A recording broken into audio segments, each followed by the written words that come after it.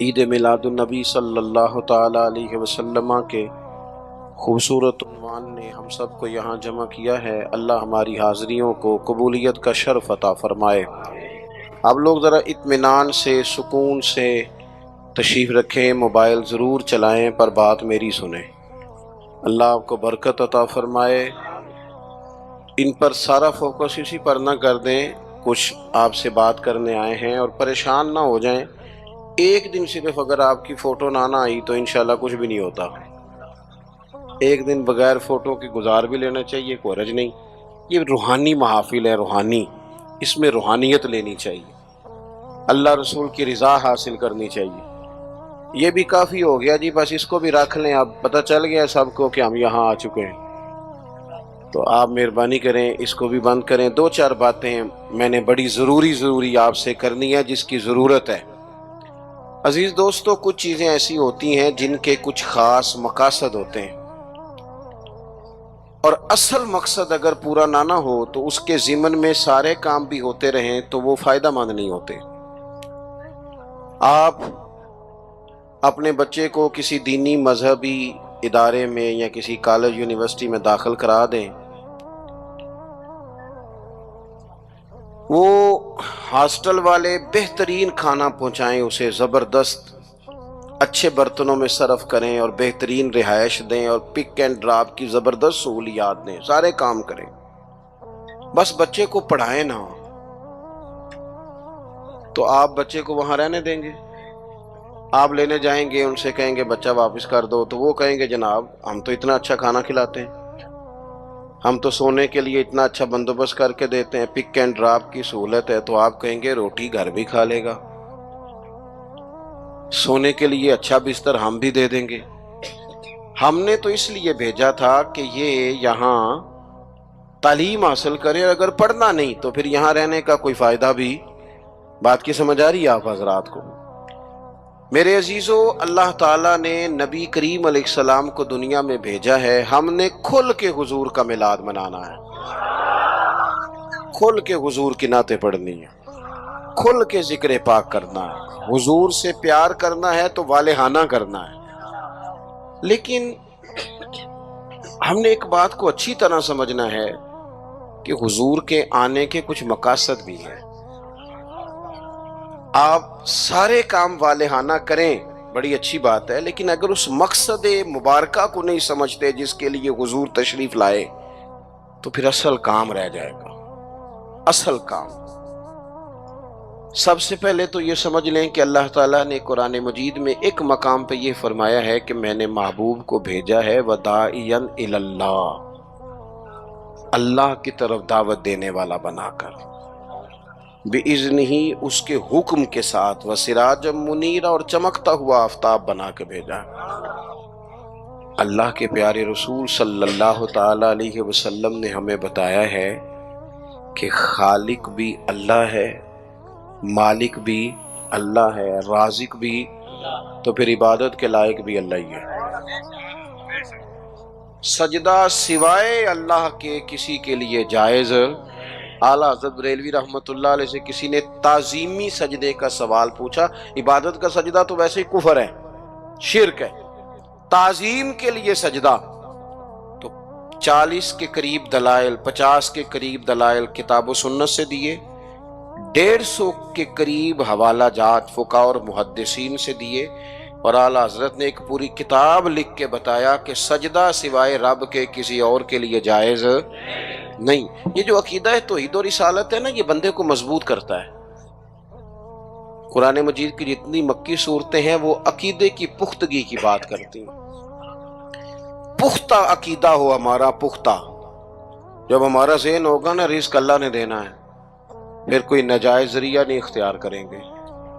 جب ہمارا ذہن بن جائے گا نا کہ مالک اللہ تعالیٰ ہے، عزتیں ذلتیں یہ مشیت الہی کا تقاضا ہوتی ہیں، پھر ہم کوئی غلط سیاست نہیں کریں گے، کوئی چور رستہ نہیں تلاش کریں گے آگے جانے کا۔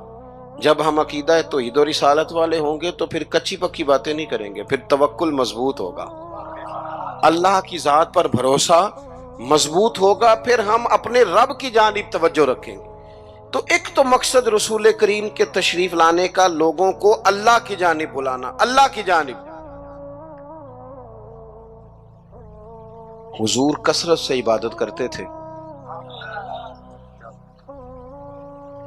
آج کل وہ جو نسبت کے بڑے دعوے دار ہیں وہ عبادت سے دور ہیں۔ آپ کیمروں کے سامنے بٹھا لیں، میرے جیسے آدمی کو بھی گھنٹوں بٹھا لیں، لیکن کچھ مصلی پہ بھی چلو گھنٹوں نہ صحیح تو کوئی آدھا گھنٹہ ہی بیٹھ جائے۔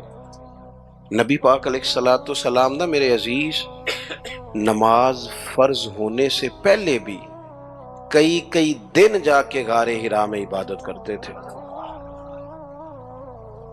یہ جو لوگ کہتے ہیں نا کہ سارا کچھ ہونے کے باوجود میں پریشان ہوں، تو ان کی روح عبادت مانگتی ہے، ان کا دل عبادت مانگتا ہے، ان کی پیشانیاں سجدوں کو تڑپتی ہیں۔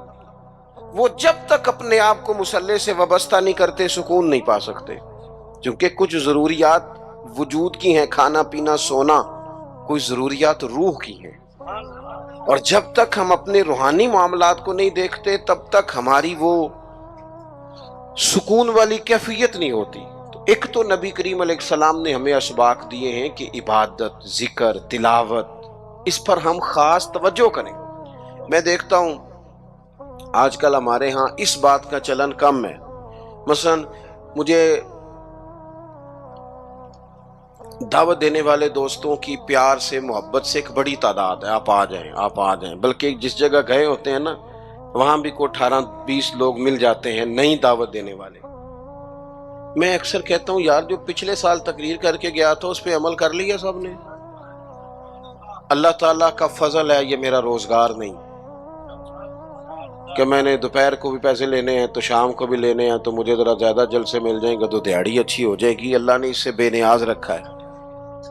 سوال یہ ہے کہ تقریروں کا، وعظوں کا، جلسوں کا مقصود بھی تو کچھ ہونا چاہیے نا۔ کیا مقصد ہے؟ روز 2 گھنٹے تقریر سنو اور عمل کب کرنا؟ دین کو عملاً، دین اسلام اس لیے نہیں آیا کہ اس پہ کھل کے مقالے لکھے جائیں، اس پر کھل کے تقریریں کی جائیں، ایک کریں یہ کام بھی ضرورت کے لیے، حرج نہیں، لیکن یہ تو عملی نفاذ کے لیے آیا ہے نا۔ تو عملاً دین کی طرف رغبت کریں۔ میلاد شریف کے موقع پر ہمیں زیادہ جوش دکھانا چاہیے دین پہ عمل کرنے کا، اس لیے کہ حضور سید عالم علیہ الصلوۃ والسلام کی بعثت مبارکہ کے مقاصد بھی تو اجاگر ہو کے سامنے ہوتے ہیں کہ نہیں۔ دوسرا مقام قرآن مجید میں اللہ فرماتے ہیں وَمَا أَرْسَلْنَا مِن رَسُولٍ إِلَّا لِيُطَاعَ بِإِذْنِ اللَّهِ۔ دنیا میں ہم نے جتنے بھی رسول بھیجے وہ اس لیے بھیجے کہ ان کی اطاعت کی جائے۔ رسول دنیا میں اس لیے آتے ہیں کہ ان کے پیچھے چلا جائے، نقش قدم ان کا اپنایا جائے، ان کے رستوں کا بندہ مسافر بنے۔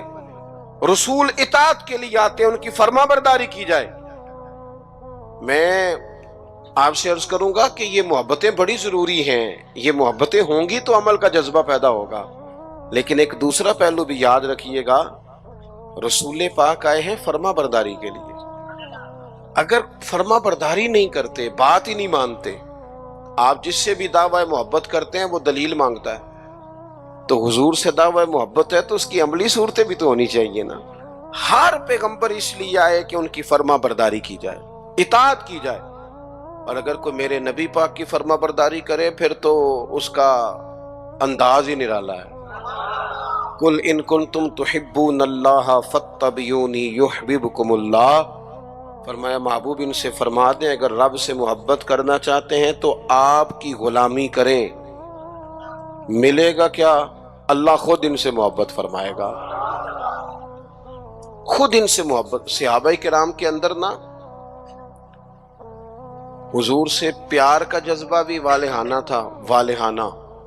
نبی کریم، وہ آج کل کچھ لوگوں کو یہ بھی غلط فہمی ہوتی ہے نا جی مروج دکھائیں، اس کا حکم ہے، حکم ہے، یہ بھائی نہیں آپ یہ بتائیں۔ تو میں کہتا ہوں حضور نے حکم دیا تھا کسی صحابی کو کہ میں کلی کروں تو میرے منہ سے نکلا پانی چہرے پہ مل لینا؟ حکمن کہا تھا کسی کو کہ میرے ناک سے بلغم نکلے تو چہرے پہ مل لینے؟ کہا تھا، لیکن وہ ملتے تھے کہ نہیں ملتے تھے؟ والہانہ پن تھا، حضور کے ساتھ پیار تھا، والہانہ شوق تھا، لیکن جس طرح پیار والہانہ کرتے تھے نا، والہانہ، اس طرح بات بھی والہانہ ہی مانتے تھے، بات بھی پیار ہم بھی والہانہ کرتے ہیں۔ ہمارے ہاں کہتے ہیں نعرہ لگاؤ، پھر زور سے لگاؤ، پھر دونوں ہاتھ کھڑے کر کے لگاؤ، پھر جناب اس طرح کر کے لگاؤ، یہ ساری باتیں ٹھیک ہیں، یہ والہانہ پن ہے، اچھی بات ہے، لیکن یہ بھی تو بتائیں کہ حضور کی بات بھی والہانہ مانتے ہیں؟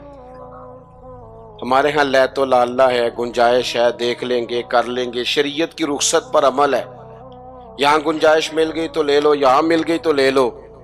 صحابہ تو بات بھی والہانہ مانتے تھے۔ حضور جمعے کا خطبہ دے رہے ہیں، ایک شخص اٹھ کے کھڑے ہو گئے، اللہ کے محبوب نے فرمایا بیٹھ جاؤ۔ ایک صحابی اس کونے میں تھے ابھی مسجد کے قریب، ان کے کان میں آواز گئی بیٹھ جاؤ، وہ وہیں بیٹھ گئے۔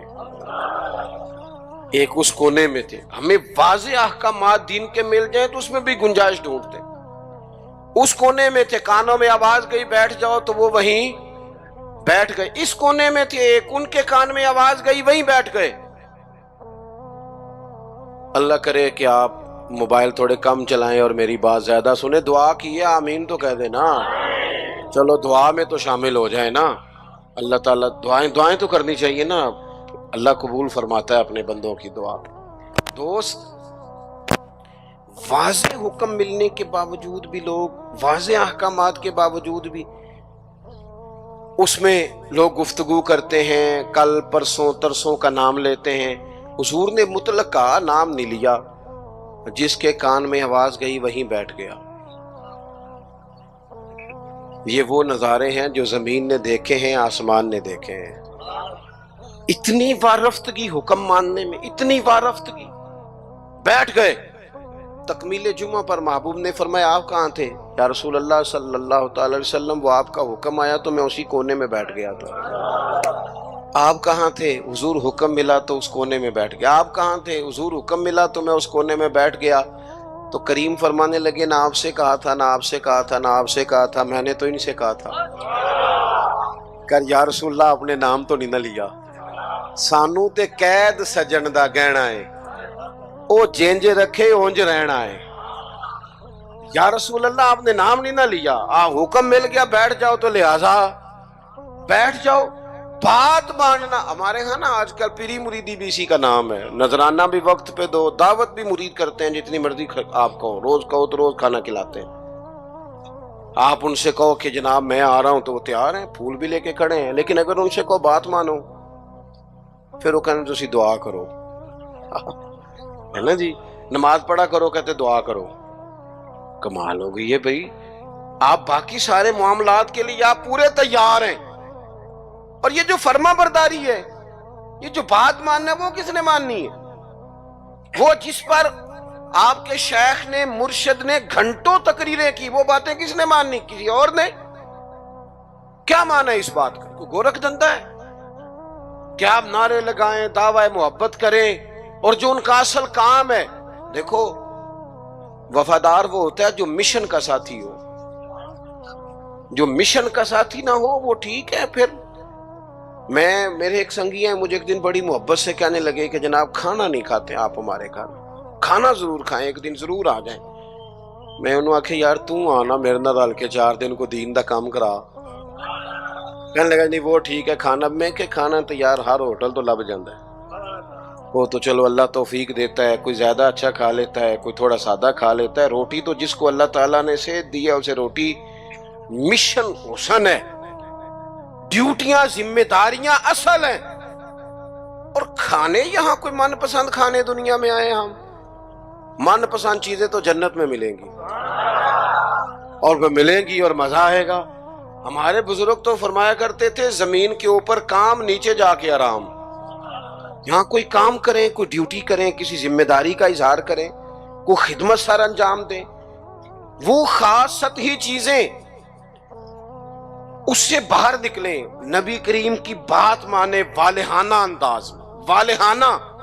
حضور علیہ السلام نے جس مشن کے لیے پتھر کھائے، جس مشن کے لیے حضور طائف گئے، جس مشن کے لیے حضور نے ہر دشمن کو معاف کر دیا کہ لوگ مسلمان ہو جائیں، دیندار ہو جائیں، امت اس مشن کے لیے کیا کام کرتی ہے، کیا ڈیوٹی کرتی ہے؟ کبھی دل میں تکلیف ہوئی ہے کہ آپ تجربہ کر لیں، سارے لوگ عید کی نماز پڑھنے بھی نہیں آتے، اس لیے کہ کچھ ایسے ہوتے ہیں جن کی ساری رات دکان کھلی رہتی ہے اور سویرے سو رہے ہوتے ہیں، کچھ کہتے ہیں میں نے وعدے کیے ہوئے ہیں وہ میں نے پورے کرنے ہیں۔ عید کی نماز بھی سارے پڑھنے، لیکن رش اتنا ہوتا ہے کہ مسجدیں چھوٹی پڑ جاتی ہیں۔ اس کا مطلب یہ ہے اگر ساری مسلمان امت نمازی ہو جائے تو نئی مسجدیں بنانی پڑے، لیکن آپ باقی سارے کام کرا لیں، شوق سے کر دیں گے۔ بھائی سجدے کا بھی ذوق پیدا کرو، حضور کی فرما برداری اصل ہے۔ تیسرا مقام قرآن پاک کا، قرآن مجید نے کہا کما ارسلنا فیکم رسولا منکم یتلو علیکم آیاتنا، جیسا کہ ہم نے تمہیں میں سے تمہیں ایک رسول دیے ہیں جو تم پر ہماری آیتیں پڑھیں گے، وَيُزَكِّيكُمْ، اور تمہارا تزکیہ کر دیں گے، تمہیں پاک صاف کر دیں گے۔ نبی پاک کی تعلیمات یہ ہیں کہ تو ظاہری طور پر بھی بڑا صاف ستھرا ہو۔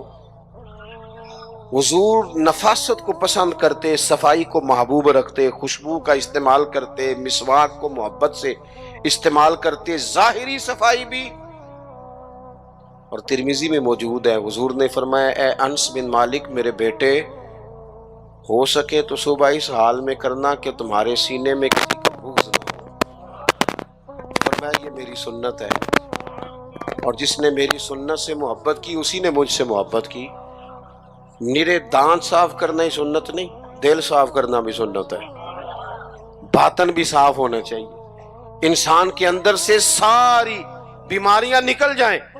عزیز دوست، تزکیہ ہو، حسد سے خالی ہو سینہ، بغض سے خالی ہو۔ یہ جو روحوں پر بوجھ ہوتا ہے یہ حسد کا ہوتا ہے، یہ باطن پر دھبا ہوتا ہے یہ عداوت کا ہوتا ہے۔ یہ کچھ چیزیں جو ہمیں بالکل بے قرار کر دیتی ہیں یہ تکبر کا روگ ہوتا ہے، یہ عجب خود پسندی، یہ اندر انسان کے جوار بھاٹا پیدا کر دیتی ہے۔ اگر بندہ ہو جائے سادہ، حضرت باجدید بستامی رحمت اللہ علیہ کھڑے تھے تو ایک شخص نے آپ سے پوچھا حضرت خواجہ پیر باجدید بستامی سے ملنا ہے۔ آپ فرمانے لگے یہ جو بندہ جس کا تم نے ابھی نام لیا ہے نا، اس کو ڈھونڈتے مجھے 30 سال ہو گئے، مجھے نہیں ملا۔ 30 سال یہاں بیچارے نقیب ان کی کلاس لگ جاتی ہے اگر وہ لقب تھوڑے بیان کریں تو، لسٹوں میں لکھ کے دیے جاتے ہیں، یہ نام نہیں لیا، یہ نام نہیں لیا، فلانے چودھری کا نام رہ گیا، فلانے کا رہ گیا، فلانے کا۔ وہ چھوڑ دیں بھائی، یہ تو حضور کی تعریف کی محفل ہے، اس میں باقیوں کی تعریفیں کدھر سے آ گئی، کدھر سے آ گئی؟ یہ تو نبی پاک علیہ الصلوۃ والسلام کے ذکر پاک کی مجلس ہے۔ دوستو آپ غور کریں گے اور چیزوں کو سمجھیں گے۔ خواجہ باجدید بستامی سے اس نے کہا میں نے ملنا ہے، فرمانے لگے 30 سال سے ڈھونڈ رہا ہوں، ملا نہیں۔ وہ سائڈ پہ جا کے ایک بندے سے کہنے لگا میں نے حضرت خواجہ پیر شیخ باجدید بستامی سے ملنا ہے۔ کہنے لگے ابھی تو وہاں کھڑے تھے تمہارے پاس۔ کہنے لگا میں نے تو پوچھا ہے۔ کہنے لگی اصل میں یہ جو تم نے لائن لگائی ہے نا القابات کی، یہ وہ مانتے نہیں اپنے آپ کو، نہ حضرت نہ خواجہ نہ پیر نہ صوفی، وہ تو نیرا باجدید کہتے ہیں، اور اس میں بھی کئی دفعہ روتے ہیں رب کی بارگاہ میں۔ تو یہ جو القابات تم نے لگائے ہیں نا، ہمارا تو جناب بڑا عجیب منظر ہے۔ تو تزکیہ کے لیے حضور آئے، پھر فرمایا وَيُعَلِّمُكُمُ الْكِتَابَ وَالْحِکْمَةَ، حضور تمہیں کتاب سکھائیں گے، حکمت سکھائیں گے۔ حضور قرآن سکھانے آئے، نبی کریم کیا سکھانے آئے؟ آپ بنے انجینئر شوق سے بنے، آپ لیکچرار بنے شوق سے بنے، لیکن ساتھ قرآن پاک کے قاری بھی تو بنے نا، قرآن پاک کو سمجھنے والے بھی تو بنے نا۔ جس بندے کو اتنی کہانیاں آتی ہیں، جسے اپنے شجرے آتے ہیں، جسے اپنی برادری کی شان آتی ہے، اسے قرآن کی آیتیں کیوں نہیں آتی؟ جسے ساری پنچایت میں ساری بات سنانی آتی ہے، اسے قرآن مجید بھی آ سکتا ہے۔ شرط یہ ہے کہ وہ آگے بڑھے، قرآن پاک کو سیکھے۔ ہم نا کچھ کام ہم نے بچوں کے ذمہ، میرے پاس ایک صاحب بچہ لے کے آگے کہنے لگے دعا کریں یہ پڑھ جائے، تو میں نے کہا آپ بھی کوئی 100 سال کے نہیں ہو گئے، میں دعا کرتا ہوں آپ دونوں ہی پڑھ جائیں، آپ بھی تو پڑھ ہی سکتے ہیں نا، آپ بھی تو توجہ کریں نا۔ ہم نا جناب وہ بعض لوگوں کا عجیب زاویہ نگاہ بن جاتا ہے، او بھائی آپ بھی پڑھ سکتے ہیں، آپ کیوں نہیں پڑھ رہے؟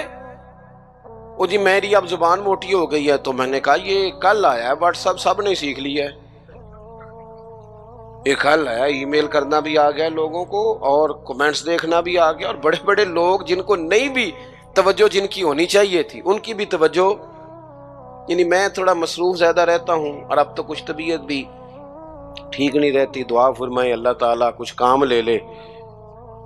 وہ کوئی دوست پوچھتا ہے کہ آج کل کیا کر رہے ہیں، تو میں کہنا کچھ بھی نہیں، بس ہڈیاں آنیاں جانیاں دیکھو، ادھر آ رہے ہیں اور ادھر جا رہے ہیں، میں یہی کام کر رہے ہیں، اس کے باوجود لوگ ناراض ہیں۔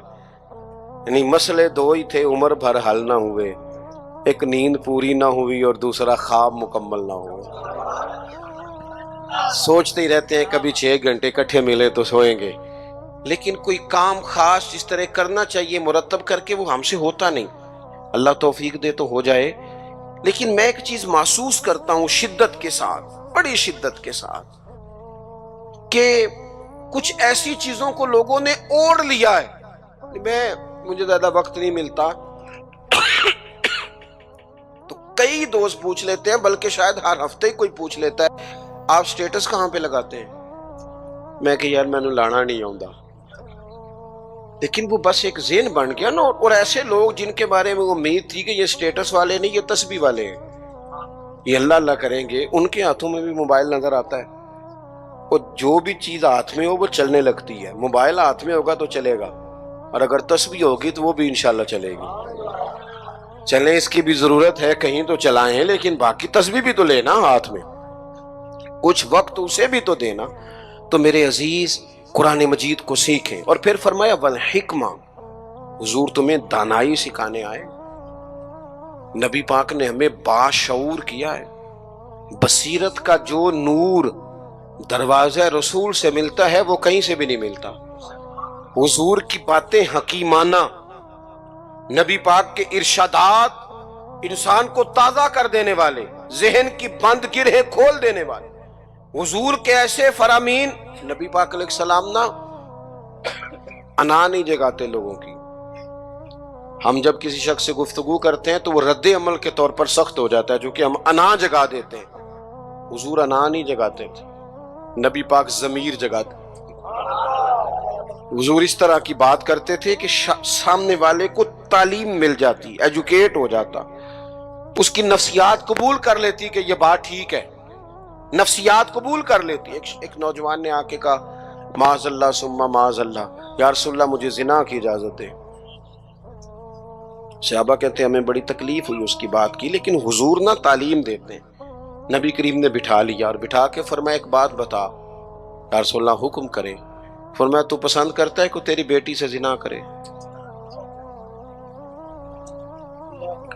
اس کی آنکھیں کھل گئیں، یہ کیسے ہو سکتا ہے؟ فرمایا تیری بہن سے، ماں سے، خالہ سے، پھپھو سے، جو رشتے قریبی ہیں حضور نے گنوائے، تو اس کی آنکھیں لال ہو گئیں غصے سے۔ یا رسول اللہ میں نام بھی نہیں لینے دیتا۔ اب حضور نے اس کے ذہن پر دستک دی۔ معاشرے میں جب آپ کسی چیز کو خریدنے نکلتے ہیں تو آپ پھر دکان بھی تو ڈھونڈتے ہیں نا کہاں سے لینی ہے، تو جس چیز کو آپ خریدنے جائیں گے یقیناً اس کی مارکیٹ بھی تو ہونی چاہیے نا، کہیں سے ملے گی وہ۔ تو نبی پاک صلی اللہ تعالی علیہ وسلم اس ذہنی سطح پر لائے اپنی حکمت کے ساتھ۔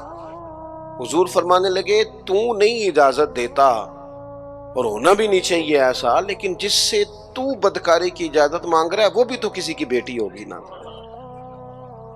وہ بھی تو کسی کی بہن ہوگی۔ کیوں نہیں سوچتے اس بات کو ہم کہ معاشرے میں جب آگ لگتی ہے پھر کسی کا گھر بھی محفوظ نہیں رہتا۔ تو جب بے حیائی کا چلن عام ہوتا ہے، ایک میرے دوست ہیں، ان کا بیٹا پسند کی شادی کرنا چاہتا تھا، تو وہ لے آئے، کہنے لگے اسے سمجھائیں میرے لیے مشکل ہو جائے گی۔ تو میں نے ان سے بات ابھی شروع بھی نہیں کی تو مناظرے پہ اتر آیا بچہ، کہنے لگا مولانا صاحب بتائیں جائز نہیں؟ کوئی اپنی رائے نہیں دے سکتا پسند کی شادی؟ میں نے کہا پتر تو میرے ساتھ اکیلے میں آ، تجھے سمجھاتا ہوں۔ کہنے لگا جی نہیں آپ بتائیں جائز نہیں؟ میں نے کہا بیٹا تیرے لیے بھی جائز ہے، جس طرح تیرے لیے جائز ہے نا، اسی طرح خاندان کی اگر کوئی بیٹی کہے میں نے پسند کی کرنی ہے تو اس کے لیے بھی جائز ہے۔ اب اس کی گردن جھک گئی، اب چپ کر گیا۔ میں نے کہا جو رواج آپ گھر میں ڈال رہے ہیں اس کا مطلب یہ تو نہیں نا کہ بیٹیوں کو پتہ نہیں چل رہا آپ کیا کر رہے ہیں، تو جو چلن آپ پیدا کر رہے ہیں یہ عام تو ہوگا۔ تو اگر بیٹی کل کو کچھ اٹھ کے مطالبہ کرے، وہ کہے کہ جس فلسفے سے اس کی بات مانی جا سکتی ہے میری بھی مانی جا سکتی ہے، پھر آپ کا کیا خیال ہے؟ تو بعض اوقات اللہ توفیق دیتا ہے، کسی کی سمجھ میں بات آ جاتی ہے، اس کی سمجھ میں آ گئی۔ اور میرے بھائی جب کسی کچھ چیزوں کا چلن عام کرو گے نا، علاقے چھوڑ کے چلے گئے ہیں بہت سارے باپ، بستیاں چھوڑ دی لوگوں نے، صدیوں سے جہاں خاندان آباد تھے چھوڑ دیے۔ کیوں؟ اس لیے کہ بیٹی نے مرضی کی شادی کر لی۔ غلطی کسی کی غلطی کا کوئی بوجھ نہیں اٹھائے گا، یہ غلطی ماں باپ کی نہیں ہے۔ نافرمان ہونے لگے تو حضرت نوح کا بیٹا بھی ہو جاتا ہے، لیکن لوگ اس نگاہ سے دیکھتے ہیں کہ جینا مشکل کر دیتے ہیں، لیکن جب برائیوں کا چلن عام ہوتا ہے پھر وہ سب کو اپنی لپیٹ میں لیتی ہیں۔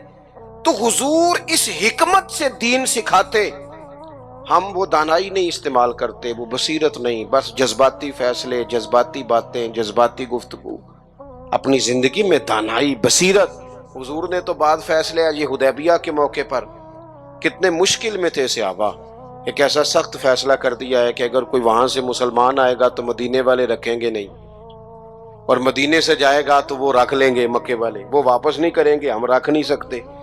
صحابہ کہتے ہیں وقتاً تو ہم پریشان تھے، پر حضور کی حکمت کے قربان جائیں، یہی شرط وجہ بنی مسلمانوں کی فتح کی۔ اس لیے کہ جن کو وہ وہاں سے نکلنا پڑتا تھا مکے سے، حضور رکھتے نہیں تھے، معاہدہ تھا، وہ پھر مجاہدوں کا الگ جتھا تیار ہو گیا۔ حضرت ابو بصیر رضی اللہ تعالیٰ عنہ، حضرت ابو جندل، ایک نئی جماعت مجاہدین، رستوں سے گزرنا کافروں کا مشکل ہو گیا، اور کچھ ایسے تھے جو مکے نہ رہ سکے، مدینہ نہ رہ سکے، تیسری جگہ جا کے ڈیرا لگایا، سارے کا سارا شہر ہی مسلمان کر دیا۔ زندگی میں کچھ چیزیں بصیرت سے کریں۔ ہمارے ہاں فیصلہ کس کے حق میں ہوتا ہے بھلا؟ جو پہلے آ جائے۔ اور میں کہتا ہوں آپ بیوی کی بات ضرور سنیں، لیکن اس کی سننے کے بعد جس کے بارے میں وہ بات کر رہی ہے پھر اس کی بھی سنیں۔ آپ اماں کی بات ضرور سنیں، توجہ سے سنیں، لیکن فوراً جذباتی نہ ہو۔ پھر اس کے بعد اماں نے جس کے خلاف بات کی اس کی بھی سنیں۔ دو طرفہ بات سن کے کہ کس طرح کے منصف ہیں زمانے میں، ایک بات سنتے ہیں اور اسی طرف ہو جاتے ہیں دانائی سے۔ اور آخر میں فرمایا وَيُعَلِّمُكُم مَّا لَمْ تَكُونُوا تَعْلَمُونَ، جو تم نہیں جانتے تھے وہ سارا میرے رسول تمہیں سکھاتے ہیں۔ نبی کریم نے نا اپنی امت کو تعلیم کے ہر پہلو سے آگاہ کیا، ہر پہلو سے۔ ہمارے پاس ذخیرہ ہے احادیث کا، اور قربان جائیں کچھ باتیں ایسی ہوتی ہیں جو بندہ کبھی پڑھ لینا تو لطف دے دیتی ہیں، لطف۔ مجھ سے ایک دفعہ ایک دانشور نے پوچھا کہ جناب کوئی ایک بات جس پہ زندگی گزاری جا سکے، ایک نوجوان تھے۔ میں نے ان سے کہا کہ میرا تو خیال ہے اس ایک حدیث پر پورا ملک سنوارا جا سکتا ہے، ایک پر، اور آتی بھی ہے ہم سب کو، شرط عمل کرنا ہے۔ حضور نے فرمایا مومن وہ ہے جو اپنے لیے پسند کرے وہی بھائی کے لیے پسند کرے۔ لو اس حدیث پہ عمل کر لو۔ جو بندہ ملاوٹ والی چیز بیچتا ہے اگر اس حدیث پر عمل کرے کہ جو اپنے لیے پسند کرنا ہے وہی اپنے، کبھی ملاوٹ کرے گا، کبھی دھوکہ دے گا، کبھی میرٹ سے ادھر ادھر ہوگا، چونکہ تو طے کر لیا ہے کہ جو اپنے لیے پسند کرنا ہے وہی اپنے بھائی کے لیے پسند کرنا ہے۔ طے کریں زندگی میں۔ ہم یہ کرتے ہیں کہ اور ایک بار یاد رکھنا، یہ نہیں ہو سکتا کہ دوسروں کے بچوں کو تو ملاوٹ والی چیزیں کھلائے اور تیرے گھر میں صحت کا دور دورہ ہو، یہ کیسے ہو سکتا ہے؟ کسی کا گھر اجاڑ کے بھی کبھی اپنا بسایا جا سکتا ہے۔ جب تک ہم سب کے لیے سوچ وہ نہیں کرتے جو اپنے بچوں کے لیے، جب تک سب کے لیے وہ سوچ نہیں ہوتی جو اپنے گھر کے لیے، تب تک زمانے میں روشنی پیدا نہیں ہوتی۔ میں ایک بات جانتا ہوں، میرے استاد صاحب کہا کرتے تھے، اپنے لیے کہا کرتے تھے، میرے دل میں یہ بات بیٹھ گئی ہے کہ میں اسکول کالج مدرسے کے ہر بچے کو اس نظر سے دیکھتا ہوں جس نظر سے اپنے بچے کو دیکھتا ہوں، اور میں اس کی تعلیم کا، تربیت کا اتنا ہی خواہش مند ہوں جتنا اپنے بچے کے لیے۔ آپ زندگی میں یہ اصول پیدا کریں، ویسے بھی لطف آئے گا، ویسے بھی ذائقہ آئے گا۔ اور نبی کریم صلی اللہ تعالی علیہ وسلم کی جو تشریف آوری کے مقاصد حسنہ ہیں ان پر غور کریں۔ دو باتیں اور عرض کر دیتا ہوں پھر بات کو سمیٹتے ہیں۔